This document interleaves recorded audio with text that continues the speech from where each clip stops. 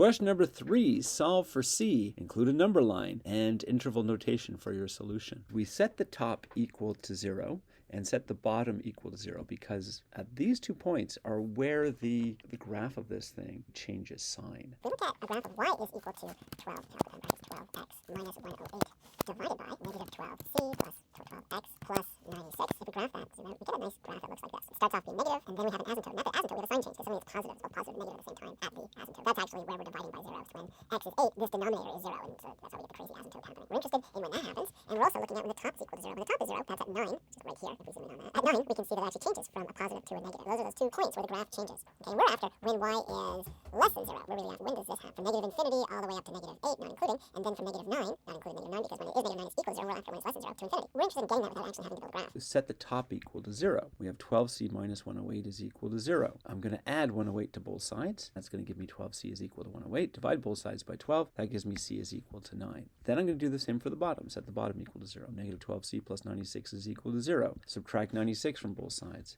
We have negative 12c is equal to negative 96. Divide both sides by negative 12, c is equal to 8. That divides our number line into some parts. Here's our 8, here's our 9. We have the area that's less than 8. We have the area that's equal to 8. We have the area between 8 and 9. We have the area that's equal to 9. We have the area that's greater than 9. I'm going to put that into a table. So these are my C values that we're looking at. The area on the number line that's less than 8. Then the point that's equal to 8. And then we have the area that's between 8 and 9. And then we have the point that's equal to 9. We have the area that is greater than 9. And then we're going to look at the numerator first. We have 12c minus 108. And we're looking at the sign of that. When c is less than 8, like when c is 0, you get negative 108. That's negative. When c is equal to 8, we have 12 times 8, which is 96, minus 108. Hey, the negative's bigger, it's going to win, it's still negative. When we're looking at a number between 8 and 9, like 8.5, we're still going to get a negative value for this. When c is equal to 9, you end up getting 12 times 9 is 108. Take away 108 is 0. When c is greater than 9, it's going to be positive. We've made that switch from negative to 0. This is automatically positive. And if you want to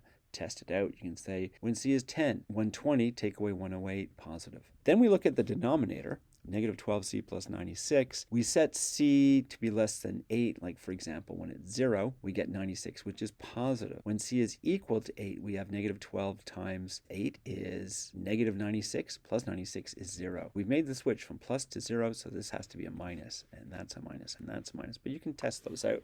Then we're looking at this expression. So we want to know what the sign of 12c minus 108 divided by 12c plus 96. All we have to do is just divide the negative by a positive is going to give us a negative. Then divide a negative by a 0 is undefined. Division by 0. Then we have a negative divided by a negative is positive. Then 0 divided by a negative is 0. And then a positive divided by negative is negative. We're after when this expression is less than 0. So when is it negative? Well, it's negative here, and it's negative here. Now we just have to put that on our number line. Notice it's not negative at 8, and it's not negative at 9. It's negative this way when c is less than 8, but not including the 8. When it's 8, it's undefined. It's also negative when c is greater than 9, not including the 9. We want to put that in interval notation. This is true. This is less than 0 when c is a member of negative infinity to 8, not including the 8, and we never include the infinity, union, not including the 9, to infinity, not including the infinity. And that's it for question number 3. Have a good day.